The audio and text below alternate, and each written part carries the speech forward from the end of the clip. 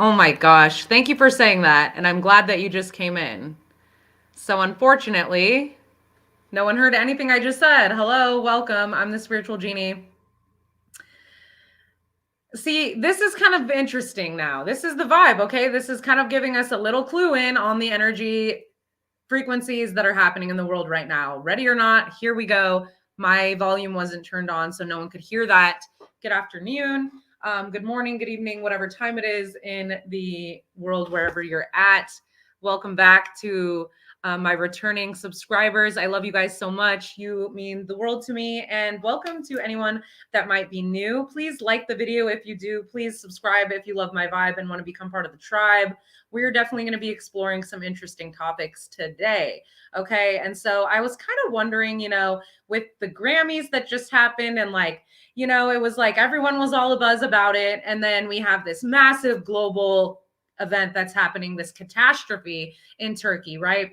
Which to me signifies big things. The death toll rises now to 28,000 or something like that.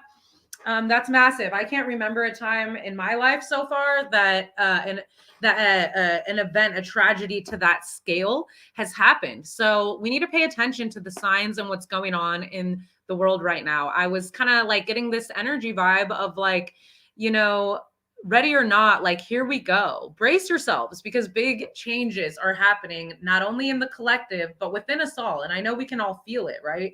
So it's let's take a look at what are some of these things in the title even mean, right? What the hell is a psyop? And what is the end of days, right? Is it the end of days? Really? Or is really the end of days just a prelude to the dawn of a new era, of a golden age, so to speak? At least that's what, the Hindu masters call it. So we're going to look into a lot of different topics, but let's see first, this interesting situation that appeared over Turkey, this cloud formation, right?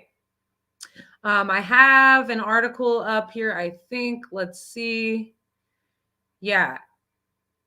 Here we go. Yeah, I've got an article here too. I'll share that in just a sec, but hello, welcome. Welcome to everyone that's just coming in. I love you guys. We are going to, we're going to pull some tarot. We're going to get some cards. We are going to look into the energy. We're going to get an energy update into the state of kind of the global collective, right?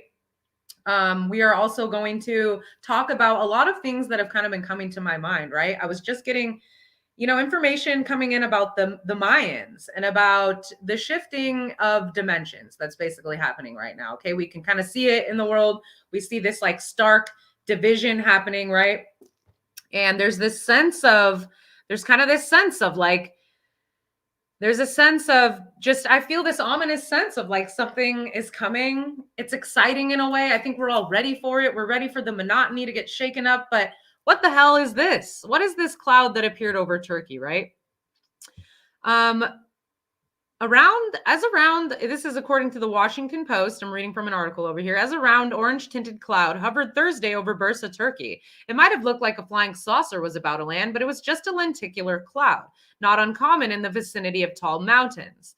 Okay, so that's fine. Of course, in the media, they're going to put a spin on things in order to kind of pacify, right? But I will say it's interesting that this cloud formation appeared right before this massive earthquake. And I have my own theories about this. I do feel like the government powers that be have been playing with some really interesting science, right? Some interesting science and technology and modifying the weather and things like that. And potentially even being able to cause massive catastrophes like this. Maybe, right?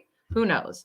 So it's all just very strange, but the fact that the amount of people that literally passed in that event, it is huge things are coming and we can all feel it. It's I can feel this almost it's got the angels are giving me this it's a low key anxiety.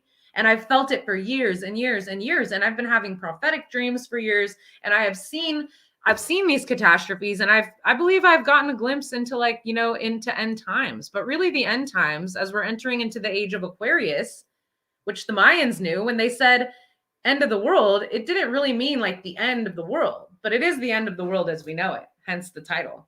But that's not a bad thing necessarily. We're going to look at the silver lining around the clouds, right? The silver lining around what appears to be nothing but, just suffering and pain and disaster and all this crazy stuff. So what's up in the world besides spy balloons getting shot down, UFOs, and strange cloud vortexes over Syria and Turkey pre-earthquake? The Grammys were a psyop to distract people from seeing what's coming? ? Is there something bigger that's looming that we all do sense? Yes, I believe there is. So let's see. Okay, so let's start with like some of the visions that I've had, right, in the past. I just feel like before the tsunami happened in Japan years ago, I saw that one happen in a dream. And it was weird because like this tsunami happened, right? And I remember I was just in a building with all these people and we were like at the top of the building, but there was water just flooded everywhere. Like you couldn't get to anyone in the other buildings. If there were survivors, we didn't know. We were just alone in this building. There was electrical fires and water was flooded and the whole bottom floors, you couldn't get out. We were trapped, right? So that was one dream that I had. Another one I had was, it was like in my hometown and it was kind of sudden, like all of a sudden the dream just shifted and I was like it was dark and I was in the hills surrounding my town, but it was like people were just running everywhere. Chaos, chaos, chaos, fire raining down from the sky and like obliterating people where they stood, like War of the World status. And I remember feeling like there was nowhere I could go to get away from this. And there is this kind of like strange occurrence that's happening around the world where like people are having more prophetic dreams that are like very similar, right? And so it was like everywhere we went, we were just being obliterated by these fiery balls raining down from the sky. Who knows? What is it? What is the song? Goodness gracious, great balls of fire. Oh no. So chaos, and that one, that's kind of like where it stopped. It was just a quick vision of like, I just remember we couldn't get away. No one could get away. We couldn't escape it. And I think that it's an interesting question to say, like, to pose, can you really ever be prepared for events like this? Hello, welcome. Thanks for coming over here. So yeah, can you ever really be prepared for like these type of disasters? Right? You could have your bag ready to go. You could have everything packed. What if an earthquake happens and the building that you live in, God forbid, falls to the ground in complete rubble, right? Like what? So can we really prepare? I think the best way that we can prepare is within ourselves, but that is like a segue leading to some other interesting topics of the day, right? These are all signs of end times, right? This is all signs of the apocalypse. And I think that word might sound scary. It has some interesting connotation around it. Interesting. I'm just saying that word a lot today. Interesting connotation. But the connotation is, it's actually eerie. It's unsettling. It's apocalyptic. It seems end of the world. Oh no. There'll be nothing more after this. But we're really experiencing a massive shift in consciousness. And we are going to be seeing a lot more of these type of global events. So I don't want you guys to be afraid though. It's all part of the shift. It's almost like, I don't know. I do feel the powers of be though are kind of like, they're trying to usher along this great shift that's happening. They're trying to initiate the end of the world. They're trying to initiate end times, right? But they don't realize, because they have this sociopathic, megalomaniacal, like egotistical, narcissistic viewpoint, that they're like above God or something, above creator, above source. Like you can't control the divine plan. Everyone's a part of it. Maybe you think you're in control of it. You're not. There are higher powers that be working here. So not only have I had those two dreams, I've had other dreams too, where like a tsunami hit. I was driving on the coast. I remember it was like a cloudy day. I looked out over the water and I remember seeing a giant wave just like speeding toward me. You knew that you weren't getting out of this. I knew I was going to go. And I remember my life flashed before my eyes, and I thought about my family, and I thought about everyone I love, and I thought, are you ready to go? Because it's time. And I remember the wave engulfed my car in this stream, and it filled my car with water, and I passed that way. And it was interesting. There we go again with that word. So that was one. There's been so many. Like I've had another one even recently. There was one that I had actually of like an earthquake situation. I know, it's crazy all the evil walking around in the world right now. We are seeing this stark contrast. I'm telling you, this is keen to end of days, right?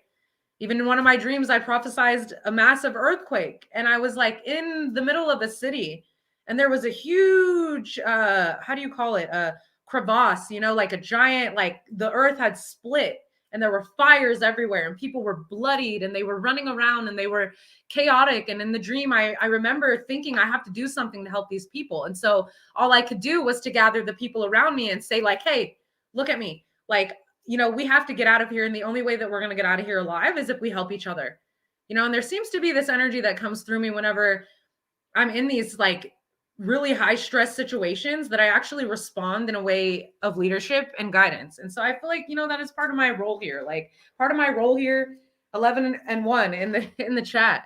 Part of my role here on this earth, you know, is to help assist in this shift, because we've lived this before in other lives, you guys. We've lived this before in other lives. And things like the Grammys and all this other baloney, it's all just a distraction to take your eyes off of what really is transpiring. And they're also trying to trick you into worshiping Mammon. So don't fall for it. Don't be careful who you look to in these times for influence. They're trying to divide us. They're trying to break up the family. They're trying to keep us separated. They want us focused on things external versus focusing on internal things. So I say the universe is within you. Get on a meditation practice, you know, go within, because the only way that you can change the world is if you change yourself within first. Boom. You know, so that's what we need to keep focusing on. We need to remember we cannot change the state of the world. We cannot change the way the world is. The world is and has always been this way and will continue to be. And we have to pull from within. We have to change from within. We have to stand up and be brave. And what I can feel right now, that is what all these events are driving us toward, right? This state of fear, it needs to drive us toward a deeper sense of unity. On a global scale, we need to collectively link hands, link arms. And that is what the angels are showing me for the coming years. They're showing me for the rest of 2023. And as we're about to enter into Pluto and Aquarius, you guys, we are going full on massive into the energies of the age of Aquarius. Full on massively into the energies of Aquarius. We're going to see advances in the technological field. We're going to see a massive rise in AI, artificial intelligence. Get ready for the metaverse. Don't go in there. Don't take the chip. Don't take the, you know what I'm saying? Don't do it, because they want you to compromise your humanity. All of that is a way to get you further away from your connection to source, to Mama Gaia, to the earth. Wow, the angels are giving me like this weightless feeling right now, almost like this lightness. Wow. We're going to be released from some chains of bondage, y'all, but we need to stand together and stand strong, because it's going to look, you know, it's going to look effed up before it gets better. I want to pull one of these Zodiac Oracle cards real quick to get a vibe of, let's get some just like astrological energy vibe of the rest of 2023. Holy Spirit, please. Wow. Aries and then the sun. Aries and then the sun at the bottom, okay? Aries. So Aries represents what, right? What is Aries? Aries is the god of war, okay? We have the number 1 on here, and that's interesting because I see 11-1, and before I came on here, I was getting energy of 10-10.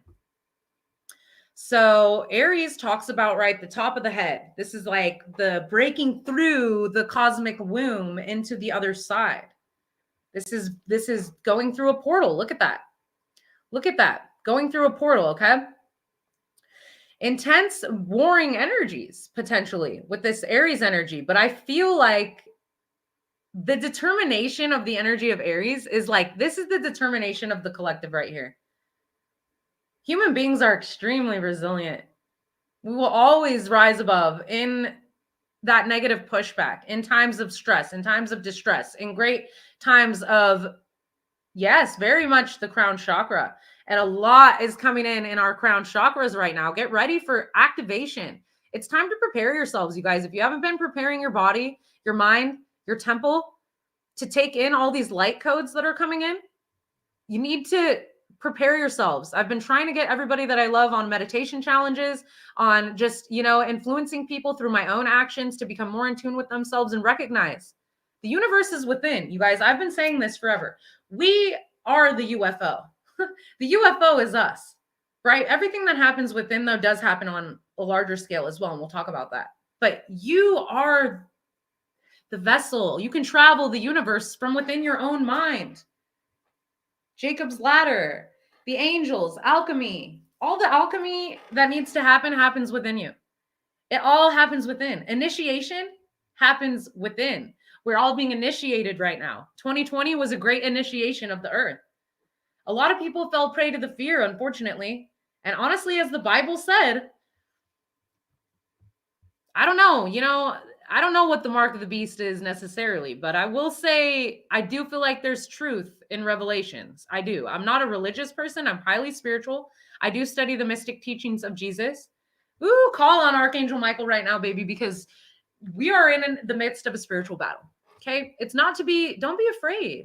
Don't be afraid. We are going to, those of us that are the chosen ones, those of you that decide to prepare yourself in body, mind, and soul and suit up in that divine armor of Archangel Michael, of God, we are going to be fine. We are going to make this shift into a beautiful new earth. Do we need to die to get there? I don't know. Maybe. I've seen another vision that was very interesting. And I believe that it was the actual shift. I remember I was in a space. There was a dark entity there. There was a demonic energy. I feel like it may even have been a part of myself. And it was the part of myself that I was saying, no, you cannot follow me where I'm going. And I knew that the shift was about to happen. And it was like, it was about to happen. That door was about to open. The energy was so intense and pulsating. And this being was like, this demonic being was trying to terrorize me. And I remember looking at it and saying, I love you too. And I was saying that to someone in the chapel. So I remember looking at this being and saying, you cannot follow me where I'm going. Fear has no place in the golden age, in the golden dawn of the new earth. Fear has no place there. Okay, you guys? So just know that. But in this vision, in this dream, I saw a great flash of light. And all of a sudden, it was like all these souls, all these people, we were in this like amphitheater. It was really beautiful though. It's like, I always see these pristine granite sidewalks and like staircases and buildings and like surrounded by nature and all these trees. It's almost like, it's like nature and life are more symbiotic in this reality, right? In this new dimension that we're moving toward. And the Mayans, they knew it, and I think that's what happened to them, to be honest. I feel like it was like this great flash of light. Was it a solar flare? What? I don't know. Hello, my beautiful sister. Was it a solar flare? I don't know. Okay, but we're going to see a lot more crazy stuff. So just brace yourselves, but have no fear. We're linking up on a global scale, okay? Yes, they are. Archangels are messengers, okay? And like one thing I want to talk about in another video in the future is like, we're going to talk about the second coming of Christ in this video and how I really believe that that is something that happens within, right? No dogma allowed in here. We don't do dogmatic thinking in here. I will touch on mystical subjects, and I might even hit you with some controversy, but I'm not trying to deny the existence of anything or anything like that. I want us all to understand and think in higher terms, in a 5D consciousness, in expanded thinking, right? So this is all moving us toward that second coming. The second coming of Christ happens within. It's actually an internal shift. This is something that Jesus knew. He's like, I'm not going to come and walk the earth again. It's not how this works. We're not getting a savior like that.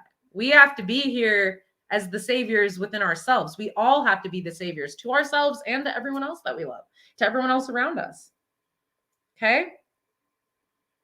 So start attuning yourselves, you guys. Get ready. There's so many light codes that are coming in, so much information. That's what Aquarius represents. And Aquarius entering into the sign of Pluto, that's going to be going for the next 20 years. The next 20 years, we are going to be experiencing major advancements in artificial intelligence, technological advancements, and also in our spiritual advancements. We are the second coming, 100%. Jesus is not going to walk this earth again in physical form, not like that. He's ascended to higher planes. He can affect us way better from the light dimensions that he's existing in now. Right? I just love when people say that Jesus is God. Like he said he was not God. Thank you.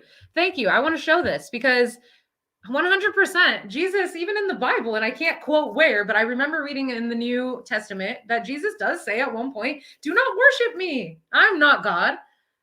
Like I am of God, but also so are you. Like we are all of God. And that's what Jesus wanted people to know. He was a prophet. And I honestly feel like I'm a prophet too. And that kind of like leads me into something else. Like, which and there may be a little dogma in this article, but I did want to look at it for a second because I thought it was really interesting. It talks about like prophets. Where'd it go? Maybe I actually closed out on that. It might have been a little too. There it is. Okay, let's see. So I agree with this 100%. Beautiful, beautifully said. Thank you. I love my family in here. You guys are all amazing. And like, thank you for, did I say that? I think I said the New Testament, right? Like, here we go.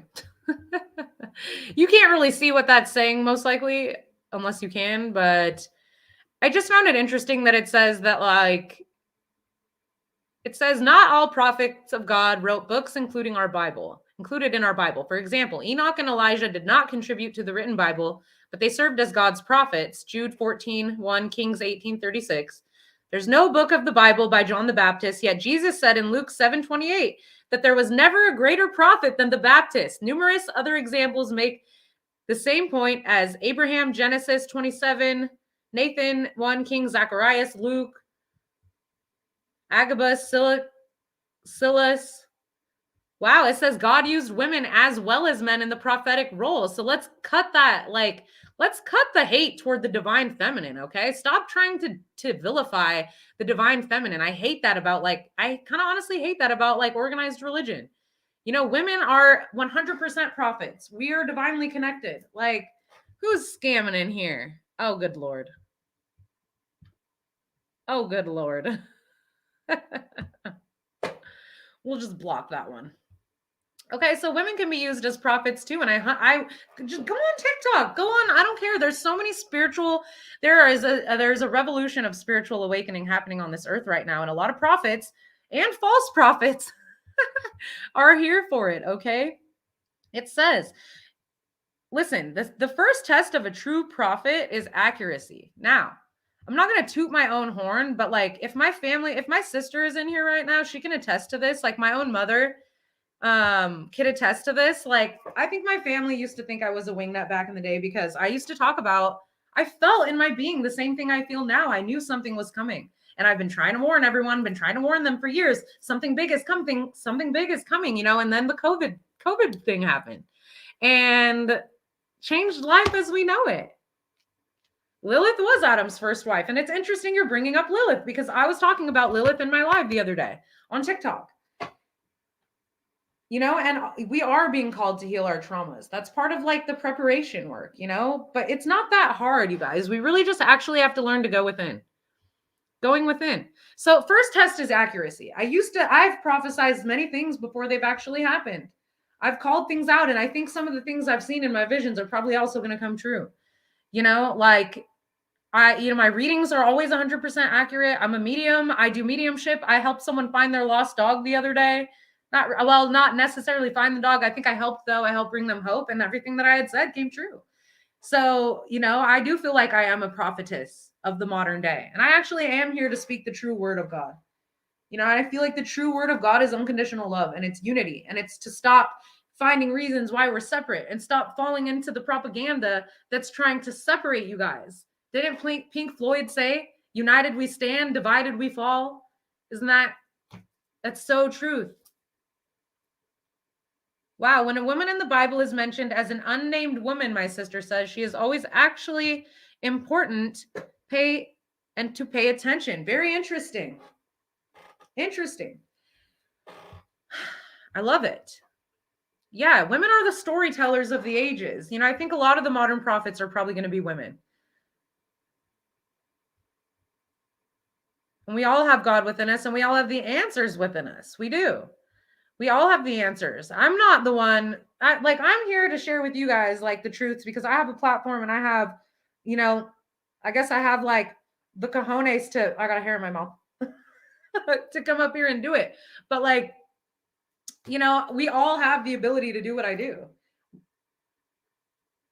And Lilith was also, yeah, she was tricked by Lucifer, you know, she loved Lucifer. She gave him her unconditional, undying loyalty, right? And he tricked and betrayed her. And so she became like, she represents the outcasted and shamed parts of ourselves. That's what Lilith represents. She represents reclaiming the shamed parts of ourselves that are actually natural and a part of like who we really are.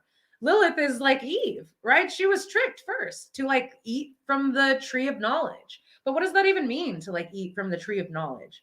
Why were they cursed when they ate from the tree of knowledge? Because suddenly they knew everything.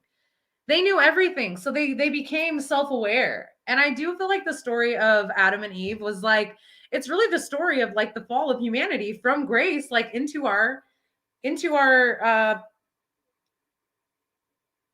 these incarnate physical forms, into this more dense dimension, falling through the gateways of the different rulers until we hit that gateway of Saturn, right? Till we hit that gateway of Saturn, boom, and then we fall onto the earth and we're born naked, stupid, and forgot everything from our lives before. But some of us souls are experienced. And so we've set up these like guideposts along the way, these signposts to almost like these points of awakening where we would have these experiences that would like awaken us back to who we are, where we came from, and what is really going on. I'm sure a lot of you have had those moments in life where you've been, boom, all of a sudden your third eye just pops open and you become aware, more self-aware. That's initiation. And it's like I said, initiation happens within. So all these trials and tribulations, right?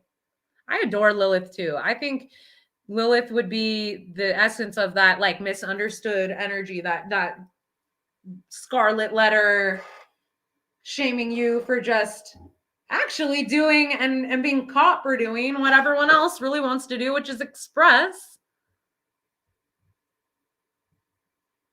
who they are. Let's see. I need to get me. How do I do this? Oh, I don't know. I put a star in here. I kind of wanted to see if I could make anyone a mod in here. I don't know if I have any mods going on, but yeah, when you have that deja vu feeling, I definitely think it's like almost like your soul is like jumping ahead a little bit and you're like, whoa, I've been here before. Okay. Like, what was this? So I kind of want to look at this for a second and just talk about like, because I don't know, you know, Atlantis was probably our last phase of destruction as a race, as civilization. I do believe like those that survived the Atlantean fall likely went on to establish the ancient civilizations of like, you know, when the Lemuria and Atlantis fell, those that did survive went on to make, you know, the civilizations of ancient Egypt. I do believe that's when Hermes Thoth, you know, I think he went to Egypt or somehow manifested his energy there and helped to kind of rebuild, or I guess carry the old teachings and the old ways like into the newer times, the new epochs. Okay. So 7 earth-shaking ancient disasters that changed our world. Because I have my theories about like what it's going to be next. I almost feel like it could be volcanic, you know? I feel like volcanoes could definitely, whoops, what's going on here? We don't want to watch that. When studying ancient history, it's sometimes surprising humanity ever made it to the 20th century. Ancient civilizations were repeatedly hit by disasters, both natural and man-made, the likes of which modern civilization has rarely seen. It seems that when nature was trying to wipe us off the face of the map, we were also busy doing it to each other. Here are 7 of the worst disasters of the ancient world. The Chicxulub crater, an asteroid and a mass extinction event. You know, it's probably what took out. When did that happen? Actually, let's see. Holy crap, no way, 66 million years ago. But okay, that does mean, however, you guys, like, I don't know, are we overdue for like our own disaster? Are these smaller ones just like preludes to something bigger? Holy crap. 111 miles wide. This massive crater marks an asteroid impact from around 66 million years ago. 6 miles in diameter. Wow. So with the type of velocity that it would gain, the type of inertia that thing would gain, it's like 9 pounds per second or something crazy, or nine miles per second. What the heck? No, 9, I can't remember. Anyway, the inertia would be so fucking crazy. Excuse my language, YouTube. I didn't say it. Wow, millions of tons of ash, gases, and debris choke the atmosphere, blocking out the sun and leading to a massive global cooling. When the debris began to fall to Earth, it was still so hot that it caused massive wildfires where it landed. This caused an extinction level event that wiped out 75% of all life on Earth during the Cretaceous period. Okay, so that's what took out the dinosaurs. If you believe in dinosaurs. I refuse to not believe in dinosaurs. Why would dinosaurs not be real? Another pandemic coming? Well, shoot, they've already got everybody vaccinated, so that's what they wanted. The next pandemic is going to be seeing the results of that. Get ready, because we're going to see some freaky stuff happening. People are already honestly dropping like flies, and I mean, to say that there's no connection, I think is ignorant, personally. The Doggerland tsunami wiped out prehistoric inhabitants of the North Sea 8,000 years ago. There was an area of land between Scotland, Denmark, and the Channel Islands that was home to many Mesolithic tribes. Ooh, the prehistoric Garden of Eden. Around 20,000 years ago, sea levels began to surge. 20,000, huh? I wonder if we've gotten the Atlantis time wrong. Might have been a little more than 10,000 years ago. We don't really know exactly how old the, sorry, let me get off of this. We don't really know exactly how old, like, the Pyramid of Giza is and stuff like that. Interesting. Viruses emerging from the Arctic. But why would that happen? Good, I agree. And I hope those of you that, you know, I mean, if you did, I hope you only took one, because it's really in the other ones that things start getting freaky. I work in healthcare, you guys. I work with 2 doctors. I work in an office with people that would never get that thing. And there are reasons why. And one of the doctors I work with is a literal genius. The guy is a freaking genius. I'm not even joking. And he could sit there and for days describe all kinds of the misconceptions that people have going on about this stuff. You know, and you know, also the governments have been doing weird experiments like in the Arctic for a long time. Like, you know, the German governments have been doing a lot of weird stuff over there. Probably our own governments, probably, who knows. But maybe that's something they knew. Maybe they knew, like, hey, or they're viruses from different times. I mean, that's a trippy thought. That's a trippy thought. I don't know. The spy balloon stuff also, like, it makes me feel uneasy. It makes me feel uneasy. Like, what are they preparing us for? You know what I mean?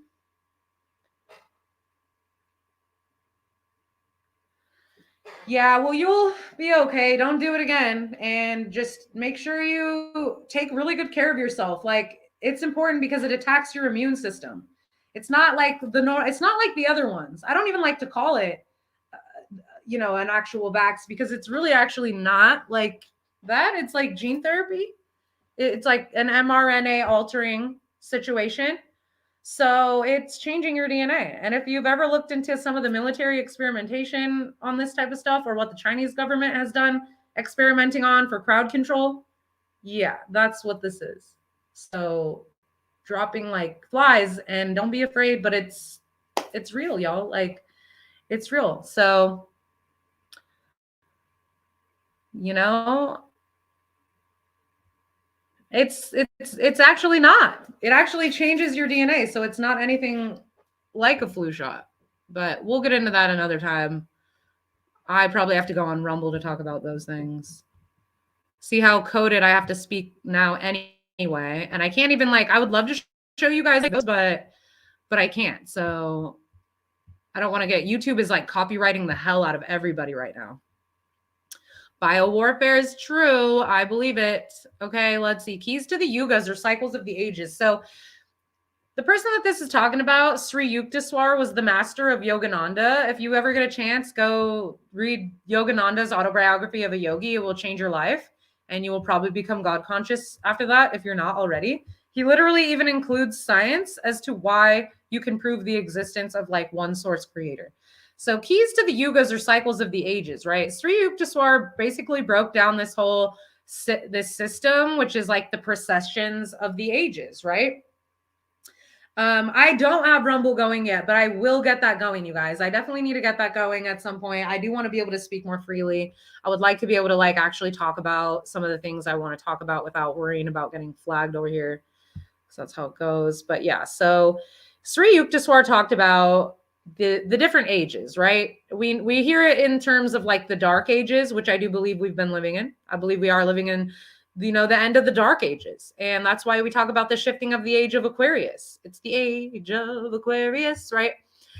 Shifting of ages. But that just means that the sun has shifted signs. So for the next 2100 years or so, 2000-ish years, you know, we will be living in the age of Aquarius. The sun's energy is in the age of Aquarius. And so that means like humanity at large will be being affected by the energies of what Aquarius is. So that's just what that means. That's what the Mayans meant when they meant the end of the world. They meant it's the end of the age of Pisces. It's the end of the old world. It's the end of the old paradigm and the dawning of a new, right? There's always silver lining around the clouds. There's always that silver lining. And so my title was a little baity. It was to like pull you guys in, but you know, I don't really believe that there ever is an end to infinite energy. How could there be? So with that being said, Sri Yukteswar, which I feel like is almost like one of my masters by proxy, because he's not alive, but I do feel the influence of his energy in my life. He was the guru to Paramahansa Yogananda, and in his book, Holy Science, he has provided an excellent model for understanding human history through the 4 yugas of Hindu thought, which he has explained in a new way that brings much clarity into the system. So there's yugas, which are the ages, then there's like sub-ages and things like that. So it says basically the yugas come in cycles of 12,000 years, right? With transitional periods called sandhis coming in between. Each sandhi is 10% the length of the main period. And let me tell you, Sri Yukteswar also talks about, and Yogananda is the one who talks about the second coming of Christ being something that happens within. They talk about the symbolism in the Bible, the breaking down of all the allegories. The Bible is written in allegory. People who take it literally, I'm like, I can't with you. Like it's allegory. There's stories, they're symbolic that we're told. You know, you got to think those stories were made years and years and years ago for people that didn't understand. They would not understand things as they are now, right? It had to be written in a way that was of the times. Okay, so thank you. I would appreciate that. And Kali Yuga of 1,000 years has 2 sandhis. Okay, wait. The 4 yuga cycles of 12,000 years with the traditional sandhi periods coming in between 10% of the main period. I think we might be in one of those sandhi periods. Kali Yuga of 1,000 years has 2 sandhis of 100 years for a total of 1,200 years altogether. Dwapara Yuga of 2,000 years has 2 sandhis of 200 years for a total of 2,400 years. Treta Yuga of 3,000 years has 2 sandhis. And then the Satya Yuga, the golden age, will have the longest at 4,000 years, 2 sandhis of 400 years for a total of 4,800 years of a golden age, baby. We are moving back to that. I do believe the first Christ, no, it's not wrong to follow the teachings of Christ. Christ was a mystic, though. And you got to look into the mystic teachings of Christ in order to really get to like the truth of what his values were without putting like all this religious dogma on top of it. Because unfortunately, Jesus's name has been profaned over the years and used for a lot of unholy things and reasons and agendas, right? So let's see. I want to see where he suggests that we are now. And I believe that he says we're in the Kali Yuga. Learn Vedic astrology. How do I get out of that? No. Oh my God. What is this? Stop. Ah. I can't see like a way to get out of this. There it is. Ugh, I hate stuff like that. It gives me anxiety. Okay, whatever. Just take a deep breath.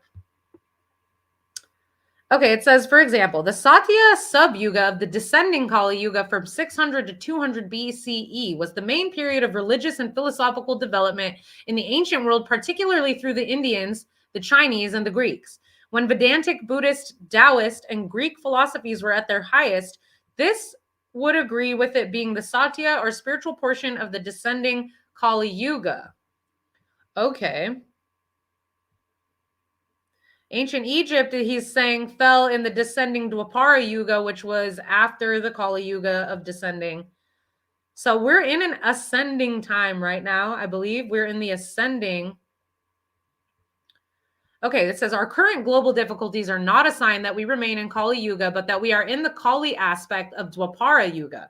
During this dangerous period, we have the new energy of Dwapara Yuga, but not yet learned the wisdom to use it properly. This period will last throughout the coming century. So many shifts are yet to come. So for the next 100 years, he's saying. For the next 100 years or so, we're going to continue existing in this age where we're really sloughing off our old karma and really learning how to implement these new energies, right? How to really let go of all the fear-based bullshit from the past, and embrace these new unifying energies of Aquarius coming in the future. So that's what I feel we're really being called toward. And from there, we will eventually enter into the Satya Yuga, but I think we're going to probably have to incarnate. Probably incarnating a couple more times before that. Maybe once, maybe twice. I don't think we're quite there yet. I don't think we're going to see the end of the world just yet. There's probably going to be some time, but it's going to get harder though. It's going to kind of get there are going to be all these events, like I said, that are really going to force us into unity. So that's why I kind of see coming for us. All right, cool. Everything I had written down, we kind of naturally came around to. I love that. I wanted to pull a card. I have all this cool stuff around me. I'm like, what do we want? What do we want? Okay. I also wanted to get, it was the Egyptian Oracle. The Egyptian Oracle cards. Christ is not coming back in that sense. That is not what the second coming of Christ means. It actually means the second coming within ourselves. It means the realizing of our own divine natures. It means realizing I am the way, the truth, and the light. When Christ said that, when Jesus said that, the man, Jesus, when he said that, because he didn't become the Christ until he he elevated into his more divine mission. Jesus went through a lot of initiation before he actually became the Christ, right? I didn't ask the question yet, Holy Spirit, but we do have fertility and satisfaction here. So I feel like we're being nourished right now. We actually are being nourished to embrace our divine purpose, you guys. So what? I don't know. I just feel how are you guys holding yourselves back? Because I feel that's a problem right now on Earth that we're trying to get over. Wow, Jupiter, interesting. Having good luck, having energy of the mind, ideas coming in, philosophy. Like, but how are you holding yourself back from your true calling? Do you have a calling and maybe you're not answering that because you're still in fear, or you're still holding on to the old paradigm, or you're like afraid that what you want isn't going to be provided? Do you have lack mentality? Like, where are you holding fear that's preventing you from stepping into your full power? Because getting into a meditation practice daily can really help you start to tune into those things and to really start to ask yourself those key questions, like, how am I holding myself back? And like, where can I show up more authentic? Because we all need to be in our power right now. In this age of Aquarius, we all need to, rest in endings. But Spirit's saying right now is this time of reflection, of rest, of endings, of releasing, getting ready to call in these new energies. But only you guys can do it for yourselves. Okay. So I want to get, I would, but not right now. I got to stay on track here because this is a live recording and it will be recorded for others to see in the future. Wow. Imhotep. Healing. A lot of you guys actually are being called to step into your roles as healers. A lot of healers, a lot of starseeds. We're all incarnate right now to help usher in this new age. So unfortunately, we're having to first wave indigos. I think so. I'm what Spirit's telling me right now as far as first wave indigos. Please hit the like button too, you guys, if you haven't. Let's get the likes up. I have no idea where we're at on that. Please, if everyone in here could just hit the likes to kind of get this up in the algorithm, that'd be awesome. I do think the first wave of indigos will reincarnate again. I think that you guys have actually a lot. I think you guys have been, you guys have really like cleared the way for my generation. Wow, Spirit's definitely saying your guys' work isn't done here. Like, we need you. You guys are actually like you guys are like busting the door. You guys like help to really like do the hard work in the beginning. I feel like it's been harder for you guys to awaken because you've been coming up against like total, I'm just seeing like total like third eye closed energy in the world. Like, you guys are coming up against a lot of like indoctrination and just all of that. So I do feel like you indigos are coming back. We need you. The world needs us. Some of us are like bodhisattvas and we incarnate in order to help. We incarnate in order to usher and assist. Starseeds as well. I feel I'm such a starseed. I know I'm an Arcturian. I'm an Arcturian starseed. I have other starseed DNA in me. Like, I definitely feel I'm here to help like the shift. And that's, I don't know if I need to be here. I mean, I have my own lessons too, but Holy Spirit, what is the energy that's coming? What do we need to see and know? What themes of energy in 2023 and 2024? Earthly focus. Interesting. Okay. I knew that card was going to come out. Whoa. Saket. Magical protection. So earthly focus, magical. Wow. Protection is also under this one, you guys. Crazy neck bet. And there's protection, mystery and ceremony. Woo. Great mysteries being revealed to us.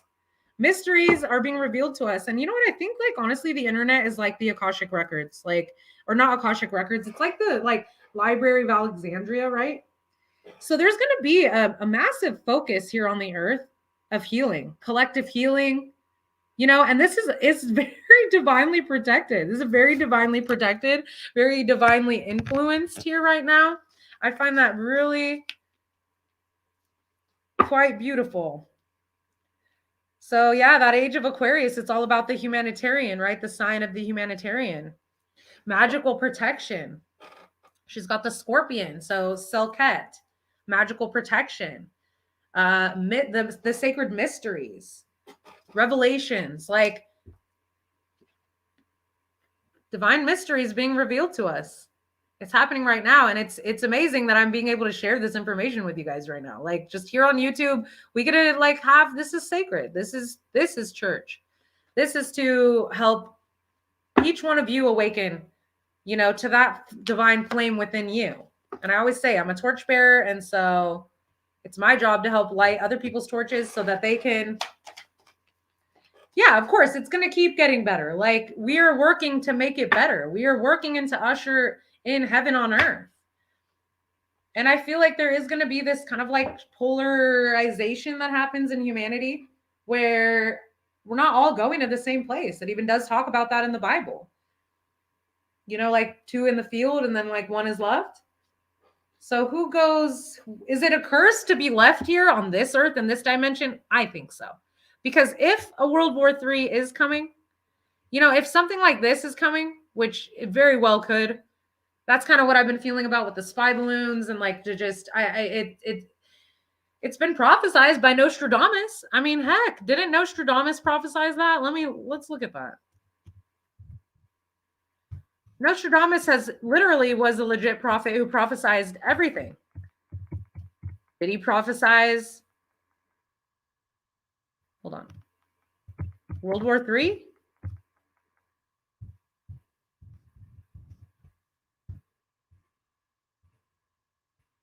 Oh, God.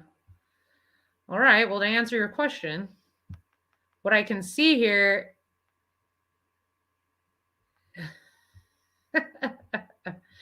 Okay. Well,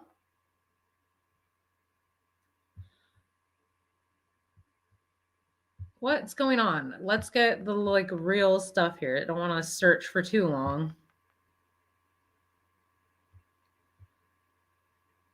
Well, as of the New York, let's see. New York Post says, yeah, it's happening. Like, we're living in end times now, you guys. I think Nostradamus pretty much predicted, oops, there we go, that we could have World War III coming sooner than we all might think. No, don't play that. Don't play it.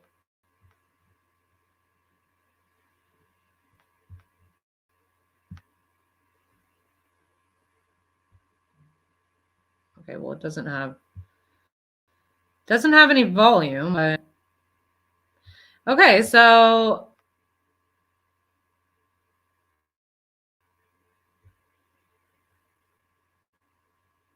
$2023. Oh God. With a bone toothpick in hand and a weary eye on the year ahead, read on for our overview of Nostradamus' predictions for 2023. I had read earlier that it said, look, Nostradamus' predictions for last year included the rise of AI, the conquering power of cryptocurrency, and a surge in cannibalism as a response to inflation. Howdy do. While Bitcoin has gone bust, inflation remains at an all-time high, and not for nothing, Dahmer Monster's Netflix controversial ode to the famous flesh eater became the second most watched show in the network's history, and that is 100% true. That is true. We are seeing problems with global warming. So that it kind of alludes to potentially like solar flares. You know, he talks about the earth heating up, and he does potentially talk about World War III coming. Here we go. It says Nostradamus writes that 2K23 will find the world embroiled, oh wow, in 7 months, Great War.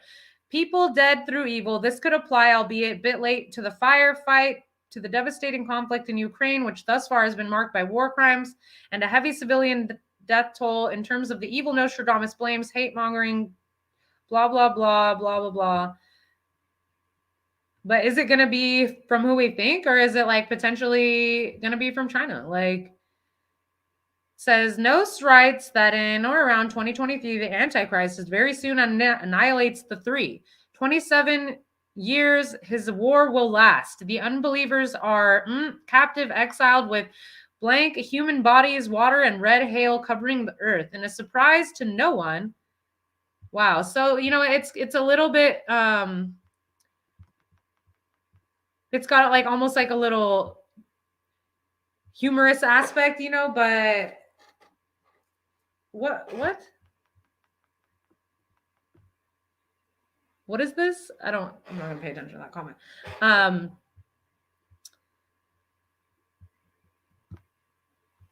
Nostradamus' predictions have definitely become true, and it's quite possible that, you know, we're going to see that. I do believe he also predicted COVID, which is interesting. He talked about this queen, and the word and the thing COVID, it actually, I don't know, it like means, it could mean that in like Latin or something. And it talks about this queen coming from the east and like destroying like a great population of people. So apparently Nostradamus had all kinds of predictions for our current world. Freaky stuff, but fear not. Have no fear, the spiritual genie's here. That might be the push that we need in order to like bring about greater healing. You know, we need that destructive energy of Scorpio right here is what I'm seeing. Scorpio, Mars, that Aries energy, this destructive energy of Scorpio in order to clear space to bring in the new. Does the old not need to fall in order for the new to come in? But what all of this is doing is also making us really like become very resourceful here, to learn how to lean on each other, to really like get clever here in how we find solutions to these type of problems. Hello and welcome. Crossroads. We're at a crossroads in humanity right now. I wanted clarity for all of this. Yes, we're going to reach a crossroads. We're reaching that crossroads within ourselves. There we have with the cross again, talking about the second coming within yourself, right? That crossroads of like, do I hold on to the old world? Do I hold on to my fear? Do I stay in my shitty job that I'm not happy in? Do I deny my dreams? Do I worship Sam Smith at the Grammys? Can I not see the Psyops before my very eyes? Or am I going to choose liberation? Am I going to choose healing? Am I going to choose brotherhood to help usher in the golden age? Are you going to like be brave and step out on the ledge and like be the leaders of the new earth?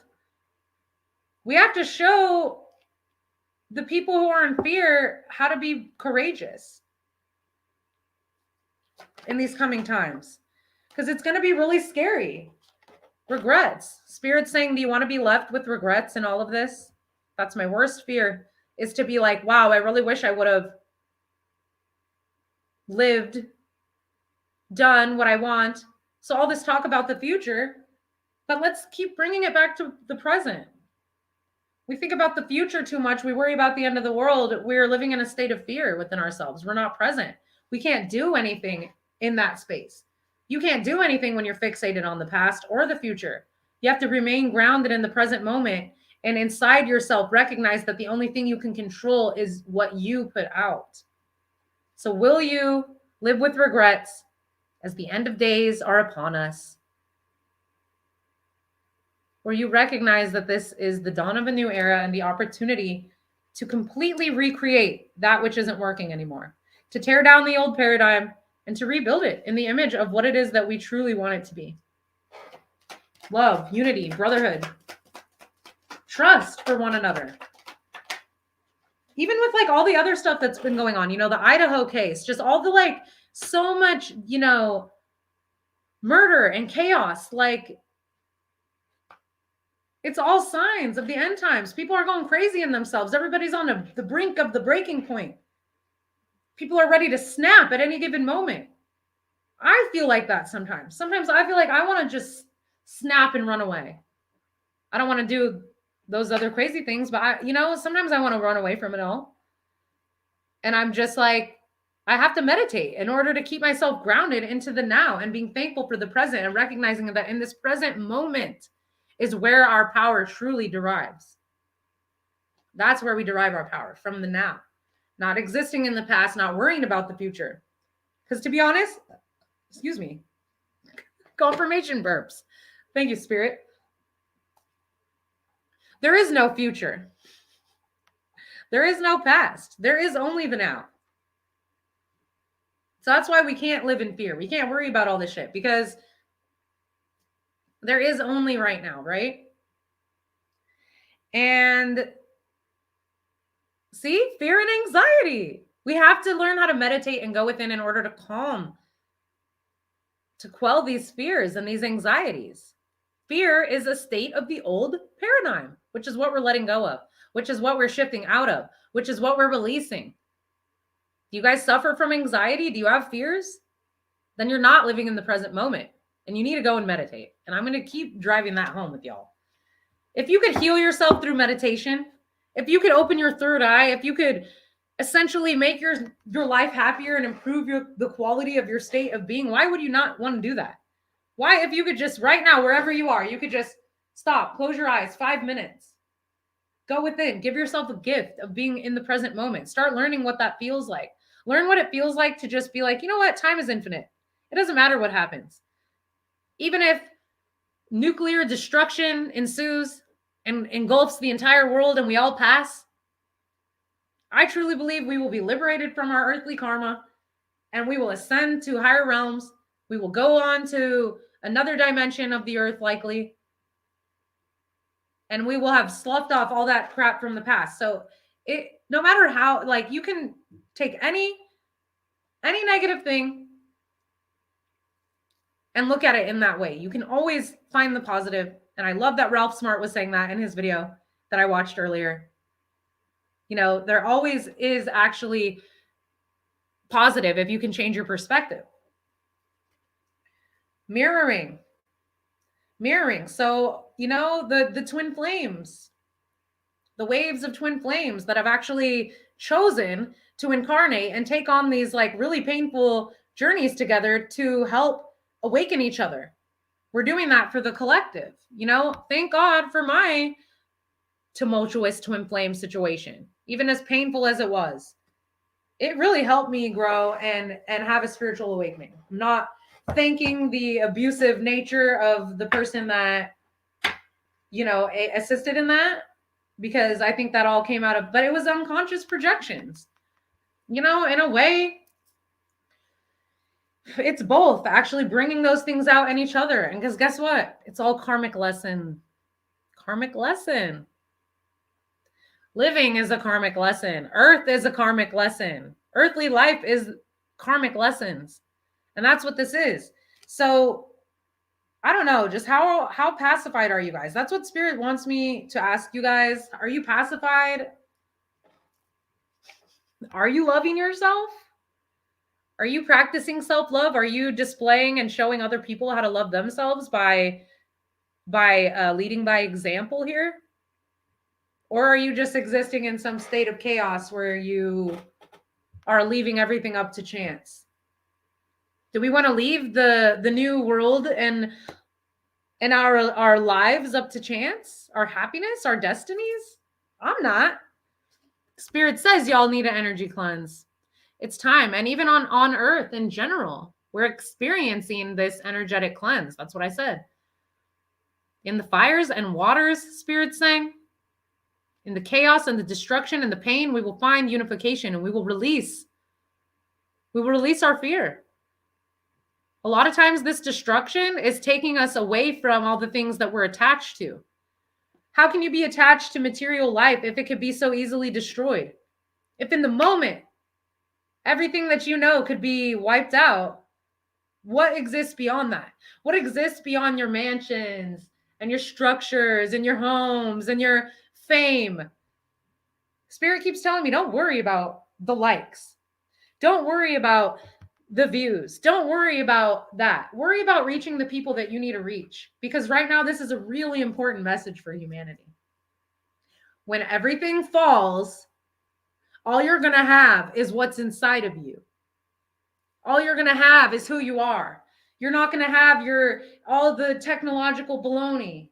You know, even if your house fell down, what would you have? What would some of these people who hide behind the facade and the masks of all their money and all their baloney, what would they have beyond that? Do they have essence? Do they have grit? Are they real salt of the earth people? You know, so what exists beyond the material things that you're attached to? Sometimes destruction is a beautiful thing because it removes from your life all the things that you're attached to. Like, it makes me think of the story of Job. Feeling like Job, feeling like Jericho, trying to hold my own as it's the end of the world, right? Sometimes losing everything can be the blessing that you never thought it was. Sometimes in destruction, that's what we discover we're truly made out of. And I really feel like that's what's coming for humanity. So we need to link arms. We need to get right with ourselves. Take care of yourselves. Honor your dreams. If you're still existing in this old paradigm of fear and you're not letting go of the past because you're scared, like, it's time for you to let that energy go. Own it, baby. And don't be afraid, because I'm here. We're all here. We're here together. Look at us. We're unifying. But we got to use our platforms and use our voices to, like, really speak truth. Focusing on things like, oh, the Sam Smith performance at the Grammys. Yeah, he dressed as the devil. We already know they're all into that. We already know what Hollywood's about. We already know about the pedovores and all that. Okay? I can't talk too much about it because they'll call it bullying, because there's actually protective clauses on here to protect pedophiles. Sorry, it's true. I got a video taken down recently. That goes to show you also. This, what side do you stand on? Are you going to support that nasty stuff? But, you know, the Sam Smith thing, that's what I'm saying. It was all a psyop. Focusing on that shit is a psyop. It's a distraction. Here you have, oh, the Grammys, and look at Sam Smith as a devil. Yeah, we know he's a devil. We know they're devilly. We know they're all like that. We know they're into Satan, and that's what they do, right? Nothing new here. Actually, for me, it's not, but I actually am really thankful that the collective is starting to be like, you know what? There's some fishy about, look at this. This ain't normal. Like, it's not normal to normalize cannibalism and like pedophilia and grooming and all of this. So actually does make me happy that people are talking about it, you know, but I can see beyond things like that. And I've always been able to. I've always been able to see the symbolism ever since I had my own personal awakening, you know, back in 2008. I have been talking about all this, and people just thought I was a wingnut because I didn't really know how to articulate it. And I hadn't really found God yet. I hadn't found that unifying energy of all is one and one and all. And when I did, that was a game changer. I started to see past dogma, you know, and I know celebrities they're just puppets. They're there to just control the weak minds of the masses, the ones that can't think for themselves. But it's sad because actually the media right now and like the powers that be are preying on the youth. They're preying on the youth because who are the youth, right? The youth are our future. And unfortunately, this normalization of the grooming and the trying to confuse them with the gender and, you know, I'm sorry to say, but that's gender dysphoria. It's a form of mental illness. It doesn't need to be treated by immediately going to mutilating yourself or like modifying your body in its natural state as God intended it. It's about getting maybe some understanding of like where those feelings come from, because I was thinking about it yesterday. Sometimes I'm like, maybe I'll just become a man and who cares? But it's because there's this part of my feminine energy that's so hurt and broken, that needs healing, that needs love, that needs nurturing, that needs to be supported, you know, and protected. I've had to be in my masculine energy for so long that, yeah, there is a part of me that sometimes wants to almost fully step into that. But we don't really need to go to those extremes to be who we are. We can just be who we are. It's okay. You don't need to change yourself so significantly in ways that you can never go back from, because you can just be who you are. It's okay in 2023 to be who you are.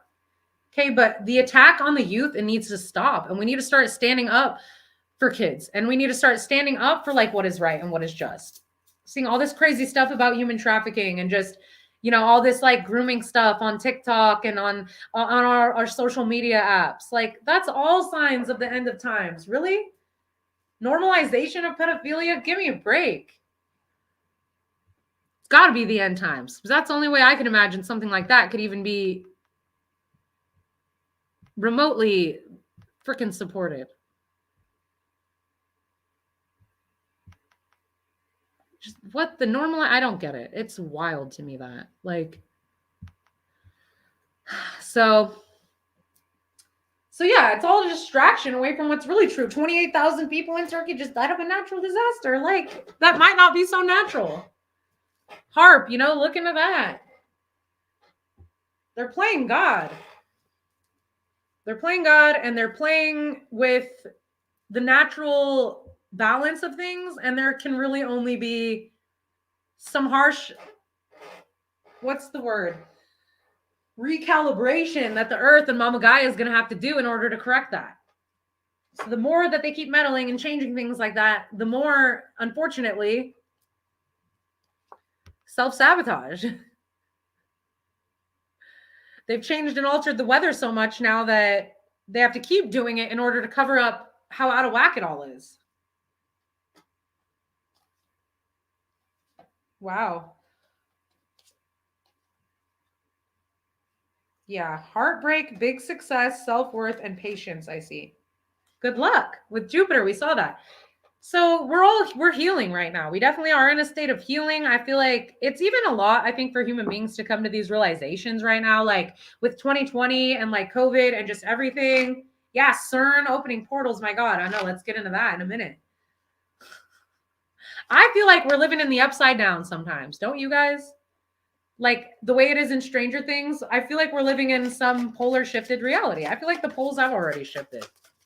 They definitely have. Only in this reality, only in this weird shifted reality could like things like I was talking about earlier be a possibility, because I don't remember it being like this before. We've got Neff Bennu, which looks like some kind of firebird or a phoenix of some kind. And then we also have, we've got the Duat here with Anpu, which is Anubis. Hello. We've got Anubis right there. Oh, right. I can just move. There's Anubis. We've got Anubis in the house, but wow, the energy of the Duat crossing over into, you know, and this is talking about death and 13 in the chat right now. 13 is the number of death, the death card. So death of the old ways, death of the old paradigm. I work with Anubis directly. This is one of the chief deities that I work with.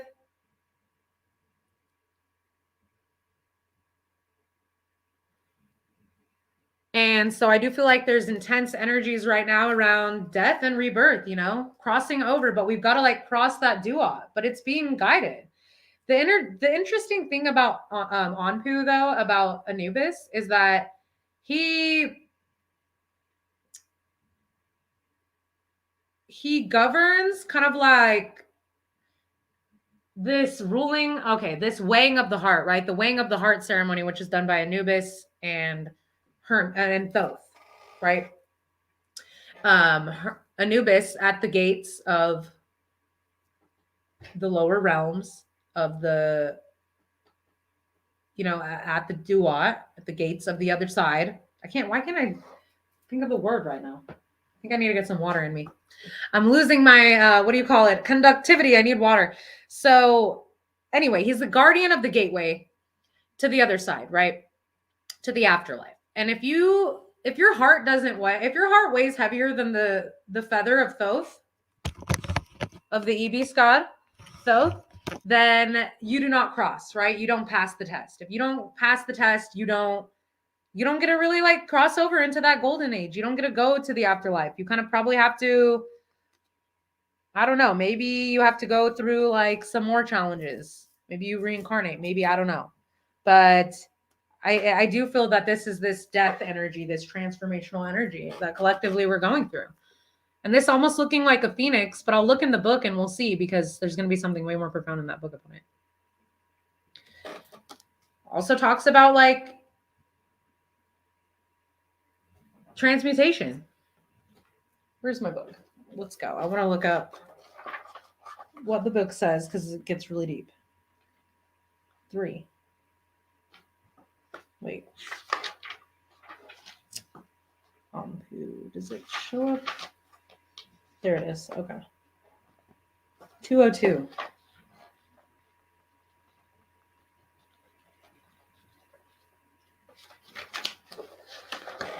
All right, let's see what this means. Oh, no, that's the wrong one. There we go. Anpu. Opener of the ways. From Anp, to wrap around. The jackal-headed god, Anpu, is a powerful Duat Neter. Neter is meaning god or god. His worship goes back to very ancient times. He was revered throughout Egypt as a friend and helper of the dead. His symbolic animal, the jackal, or desert dog, lived in the mountains and deserts where the burial grounds were situated and was always associated with the tombs of the dead. Now, keep in mind, The jackal is a very like family-oriented animal, and so it has a lot to do with loyalty. That's what I found. And the number 8 also is associated in correspondence to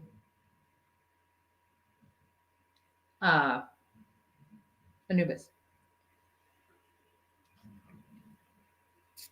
Anpu was the child of Asar, a god with whom he was closely associated, and he was conceived through Asar's liaison with the goddess Neptet. Abandoned by her, was brought up to Aset, and was always seen to be her faithful companion. See, as we have already noted, Neptet is the alchemical principle of decomposition and decay, and Anpu, through his association, appeared as a dark god, intimately concerned with the embalming of the bodies of the dead. Now, he's black because the black is associated with the dark black sand of the Nile and its rich, fertile energy.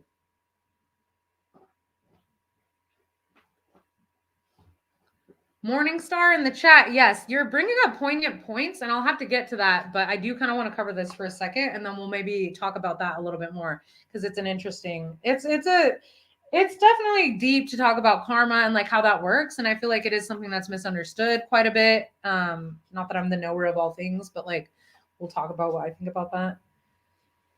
So decomposition and decay, and he's black because it represents that energy, that fertile energy. I was just talking about this. I was talking about everything being sacred, even the energy of poop, like of shit. The fecund energy of that rich, fertile soil from which life grows, right?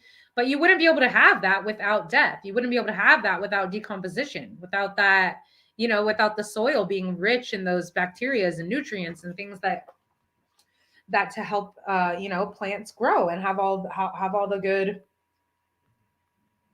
life force prana that we need to survive. As he embalmed his father Astar to prevent the influences of time and decay, so Anpu watched over the embalming of humans, and he is often shown standing beside the funeral bier where the mummy is laid. As dweller in the chamber of embalmment, he is a preserver of life and protector against the devouring goddess Amit. So the dead may be reborn, as Asar was, into a new life. So we have a lot of protection happening right now. A lot of protection as we usher in these new energies on the earth. He is always shown in the judgment scene, checking the balance of the scales and guarding the door at the end of the hall of the Mati goddesses. As one of the main Natiru in the Book of the Dead, he accompanies the dead through the Duat on their way to Asar. And it is Anpu who receives the body in the tomb. He is another keeper of the threshold. In this card, Anpu holds up the Ankh as his function of preserver of life, and the scepter of magical power, the Uas. 2 jackals lie before him, representing both Anpu and Ampuat, another jackal god who shares the task of guiding the dead. Of these 2 Natiru, Budge says, the function of each god was to open the ways, clear the road. Anpu was the opener of the roads of the north, and Apuat was the opener of the roads of the south. In fact, Anpu is the personification of the summer solstice and Apuat of the winter solstice. Okay, let's see. What may be the energetic quality here? A spiritual magical guide into occult mysteries, a friend and trusted advisor. Okay, and then I just saw something about Sirius. Dang, and I wanted to talk about that. Starseeds incarnating right now and Sirius, but I feel like a lot of you, I think Anpu wants to work with you guys. Like, I think as we're going through this massive shift, like if more of us can work with the energy of Anpu, it will be very beneficial for us to kind of accept and to maybe embrace those death energies a little bit more. So I told you I work with Anpu or Anubis, if you will.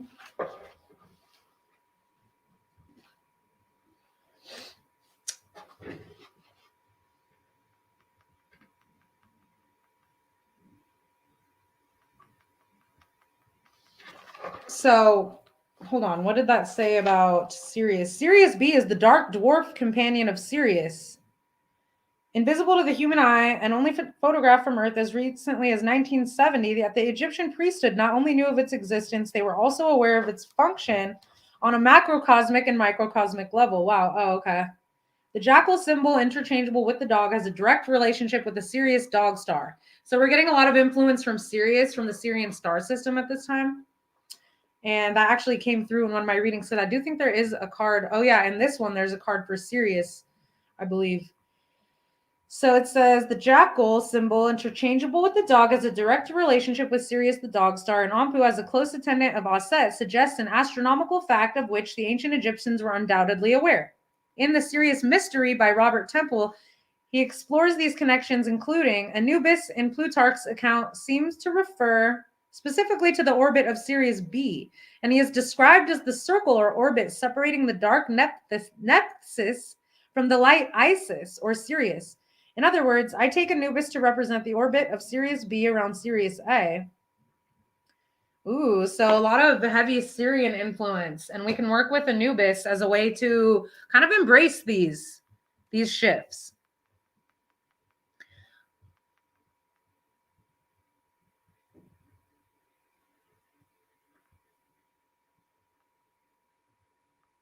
Yeah, as far as that, I believe, well, I can't get into all those comments. I love you guys.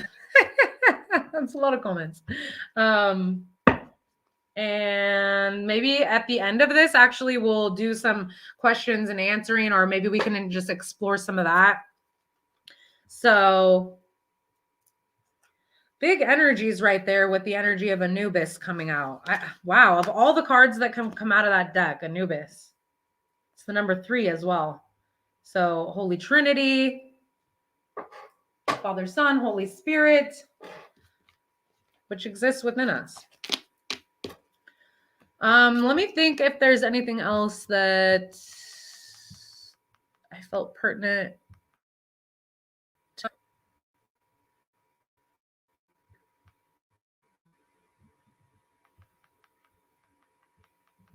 There's a lot more about those disasters, really those historical disasters that have basically changed the course of life as we know it on Earth. There's a lot more in that. And I definitely think, there's been talk about about super volcanoes going off. And if that ever happened, I fear to say. Okay, so I think I'm done with this portion of the reading, the discussion and everything like that, or my discourse. So yeah, let's just get into maybe a little bit of dialogue now and talk about answer some of your guys' questions, see if that can't open up a little bit more. Is there a year or a decade that you think the end times will be? Well, see, the thing that we've been talking about is that I feel the end of times is really only the beginning of new times. And it's not going to be a direct moment when life ends and, we could experience a massive cataclysm like we were reading about earlier. But usually it destroys around 75% of life anyway. So there is always life still left to live. That never really is the end. There is no such thing as the end. In an infinite verse, in an infinite universe, in a, how do you call it? In a, now I can't think of the word, dang it. In an infinite universe, there really is no such thing as the end. The end would only be a new beginning in disguise. So it's going to be a process. I feel like it's the shifting of times and energies is a process. As we enter in the age of Aquarius, we have to first let go of those toxic energies of the age of Pisces, which were all about illusion, being at illusion in ourselves. And, so we have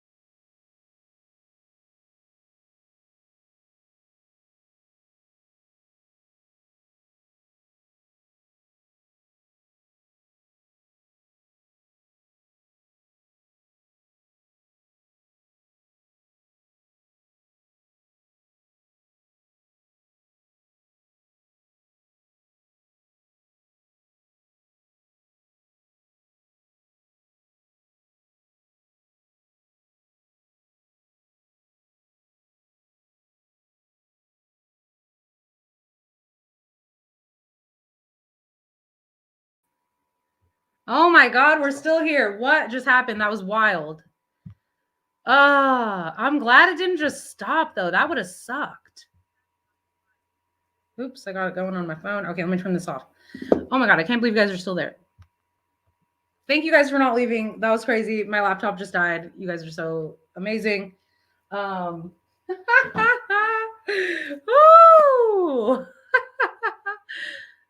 Y'all didn't hear me, no, huh? End of time would be, hold on, let's see. The end of time would be the end of being able to measure it. Yeah, you can't measure that. You can't. So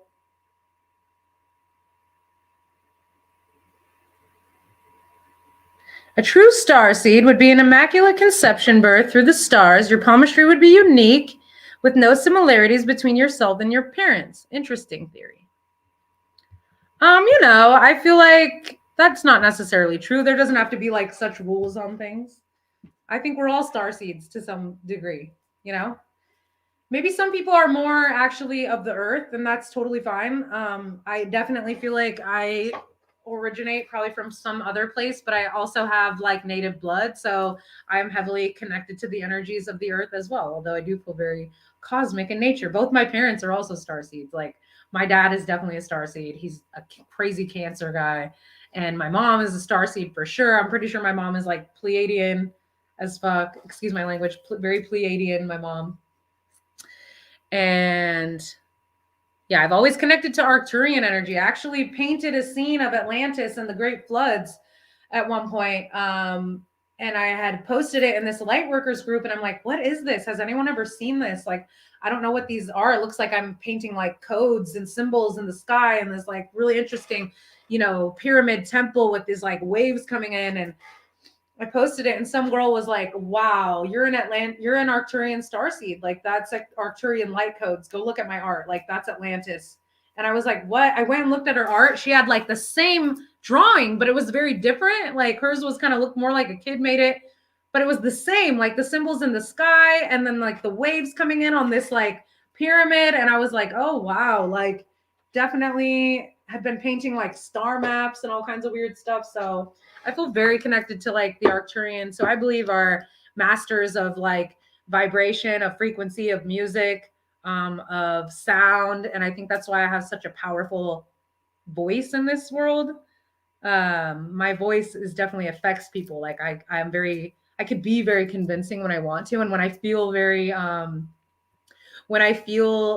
what's the word? When I feel passionate about something, like, oh my gosh, I could get a whole crowd going. Like born on the cusp of power over here, but I definitely connect with that Arcturian energy. I do feel like the Syrian energy, maybe even a little reptilian vibes in there, which we all probably kind of have at this point. So let me go back here real quick. See.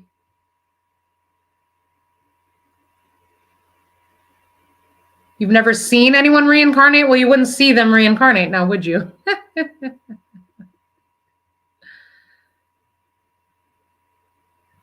Yeah, I can't read all that, although I do appreciate.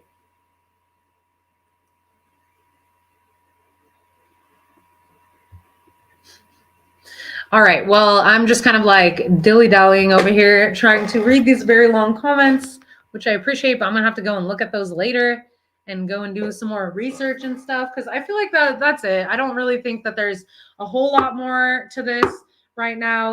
I think it's really important that we do prepare ourselves for the coming times. Things are definitely going to get crazier, but don't subscribe to fear. Have no fear, you guys.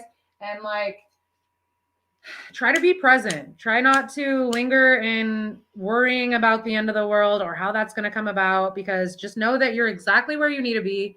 And you're always going to be exactly where you need to be. And the world is the world and it does what it does. And it'll always be this way, right? And the Bhagavad Gita says, like, never lament the living nor the dead, because it's all God incarnating just to experience itself. It's all consciousness incarnate. We're all little aspects of God just trying to become conscious, to become self-aware. That's what it's all about. So treat everyone as yourself and treat everyone as you'd want to be treated. And that is why that is called the golden rule. And that is the most important thing my mama ever did teach me, was treat others, do unto others the way you would have them do unto you. And you really can't go wrong. So prepare in the right ways. You know, maybe if it makes you feel better, like I'm going to make a bug out bag and be like ready to go just in case I ever need to evacuate or anything like that. But prepare yourselves on the inside. You know, you heal yourself with meditation. It's overwhelming, but at the same time, you could just say that there's equal beauty in the world. Then you could say in the same breath, you spend that amount of energy, you know, on focusing on all that. You could take that energy and also say, you know what, equally, there's beautiful energy in the world as well. But we have to kind of like be that beautiful energy too. We have to kind of be, we have to start being the leaders in that, you guys. Do we choose our deaths and our soul contracts? I 100% believe we do. I 100% believe we do. And this is something I talk about, you know, often when people ask me. I love getting into discourse like this. Actually, I just love answering questions and it gets my mind going. But, you know, I really, truly feel I know inside. I feel this is something I know. I feel unequivocally this is something I do know. I do think we choose our death, because your death is such a significant moment, right? Like it's going to almost also impact kind of like your next incarnation if you're there. So you reincarnate infinite times, baby. Infinite times. And I think once we go through like one massive cycle of incarnations, you know, we'll probably go home for a while and then we'll probably incarnate again, because this is how we learn as souls. And wouldn't it be okay? Like the whole reason I think why God has incarnated itself to live anyway and experience life is because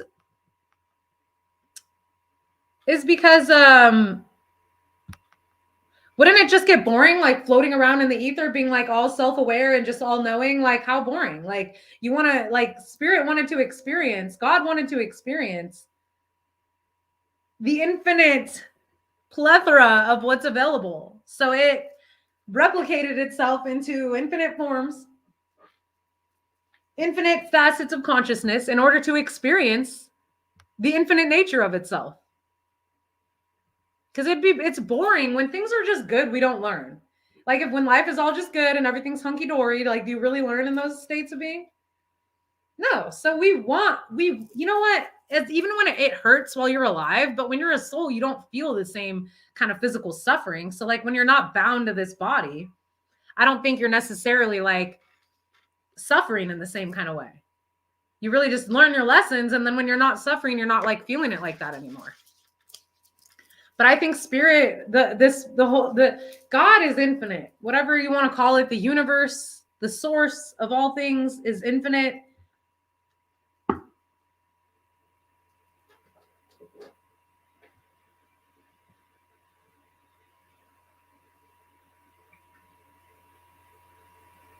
Souls originate from the formed mind of babies? I don't know what you're talking about.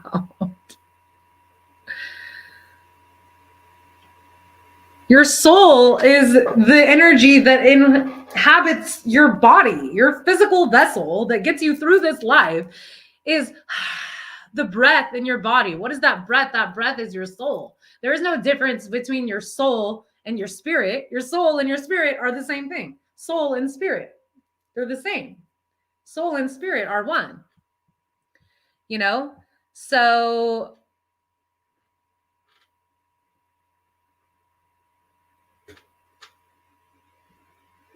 I feel like that is kind of a little bit of a half truth.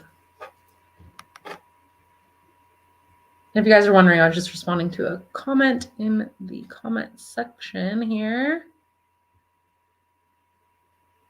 Your consciousness, your soul, your spirit, same thing. And they all come from the one oversoul, the one in all. There's nothing. The problem with your logic is that it's not all encompassing. It's still a little dogmatic. You're not seeing the oneness in all. The all is one and the one is all. It's the infallible truth is the one. You can prove God by the number one. You can prove God by the Pythagorean theorem. From the one emanated the two. From the two came the three. From all of life emanated from one source. All of life emanated from one source. Yes, it is always the same soul. Your soul is what travels from body to body, learning its lessons, your consciousness, your soul, your spirit. Your soul and your spirit, I 100% feel that's the ancient, timeless part of you that remembers, that has access to the Akashic records. You know, it also exists in your DNA and your body, because your body is made up of who? Your ancestors, right? Your physical body is the matter that holds the information of all the ones that ever came before you. So in every body that we ever live in, we have like infinite, unlimited information even stored just in our DNA.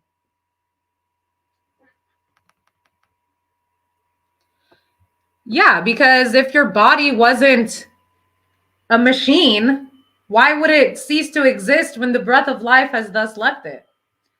If your body was not a machine, as they say, that will eventually break down, as all bodies do, bodies are transitory, but the soul is not. You could argue with me all day about this, but these are infallible truths. I'm sorry. The body will eventually fail. It will give out. It's physical. It's transitory. All physical things are transitory. Anything that's incarnate is not the full truth, because it's a fraction. It's a fractal. It's a one part of a whole. So the body is just physical matter, is temporary, as all physical things are temporary, as all things are temporary, besides the one that breaks all those rules. It's all and nothing. It's everything and nothing. It's awake and asleep. It's those cycles of breath and out breath and in breath.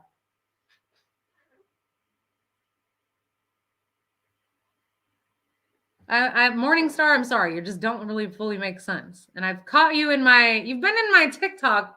I think you've been in my TikToks too. You pose interesting thoughts, like the dialogue's interesting, but like it doesn't fully make sense.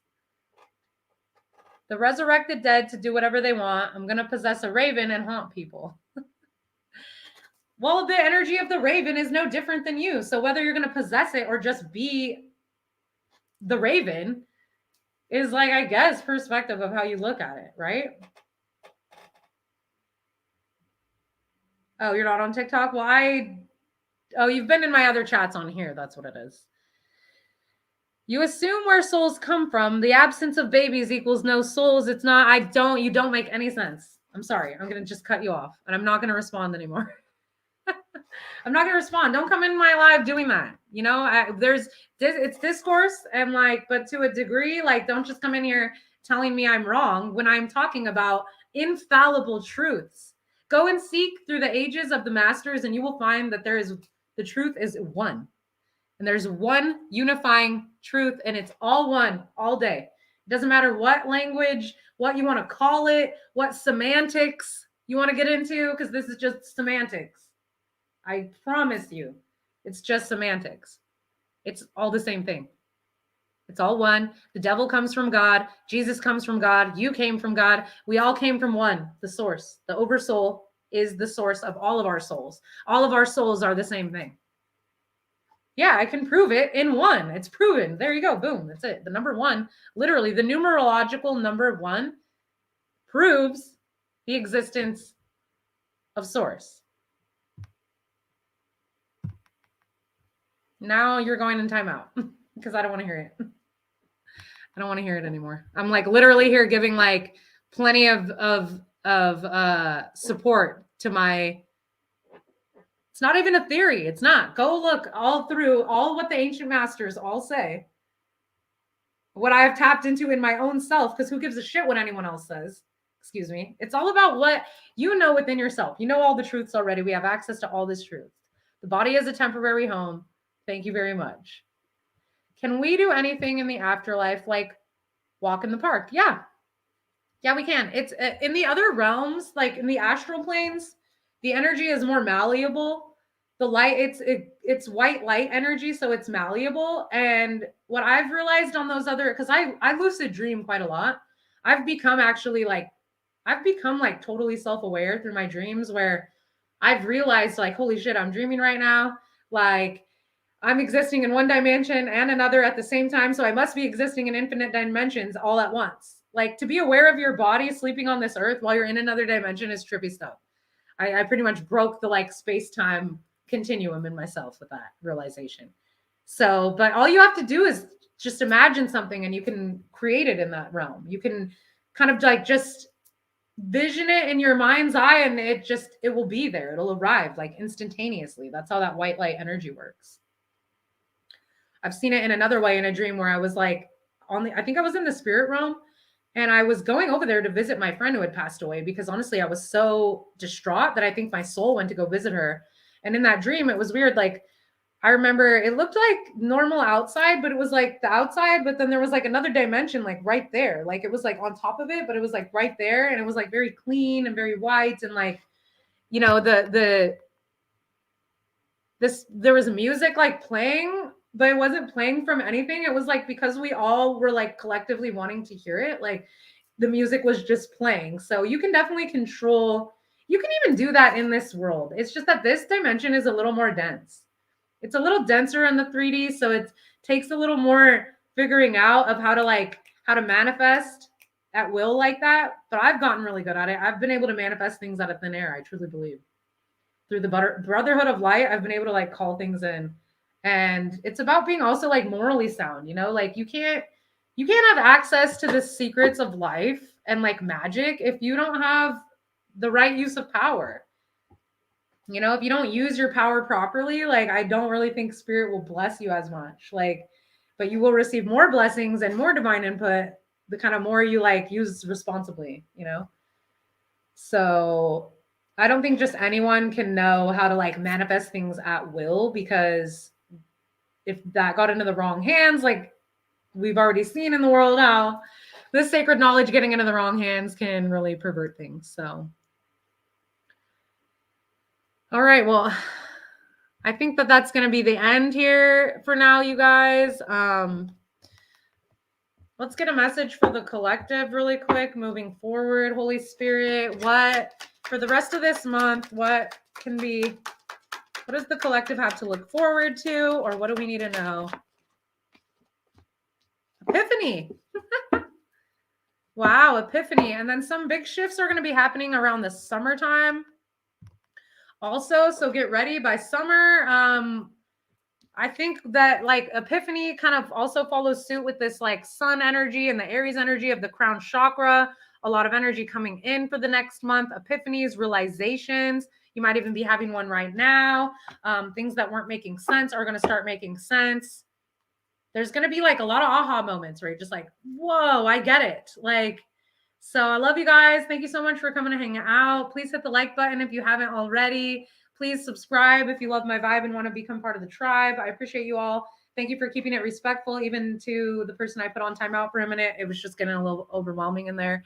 And I'm not trying to argue on here. It's not about arguing. These are the type of truths that can set you free if you would open your heart to them and release any dogma that exists. I truly believe we're all one. I think to be God conscious is to realize that everyone, even the ones that you don't like, are also you in another form. Okay. So just always remember to be kind. Don't spread gossip. Don't say it if it's not helpful. If something isn't helpful and it's just going to hurt, don't say it. Like, be kind, you know, be mindful and take care of yourselves. Prepare yourselves right now for anything that could come. The only way you're going to be prepared is by preparing yourself on the inside. The microcosm, the macrocosm, as above, so below. What is within is also without. Okay. So if you also don't like what's going on in your reality around you, in your immediate environment, in your world, in your sphere, you can change that from changing what's within, you know? So think about a meditation practice. If you guys are interested, I could probably actually put a link to my Facebook group, maybe in the comments or something like that. And y'all can join if you're interested. It's a 90 days and beyond self-realization group. And it's kind of just a place that I created to hold space for people who want to do their own 90-day challenges. I did over 100 days. I'm on my like third round now. I screwed up the second one. Now I'm on my third round. And if you want to join and you want to start holding yourself accountable and just for your own challenge, I would love to offer that for you guys. So I'll post that in the comment section, in the regular comment section, so you guys can check it out. I didn't ever think about doing that. That would make it a lot easier, right? I guess I could probably put it in here, but no, I'll do it in a minute after we're done. I'll put that in the comment section. This video is probably gonna have to load. Actually, I think StreamYard loads it up right away, which is nice. And I keep saying and, stop saying and. And I'll linger as long as I want. This is my dang channel. I'm glad I finally got on here. I had a reading posted. I might do it later on Andrew Tate. You know,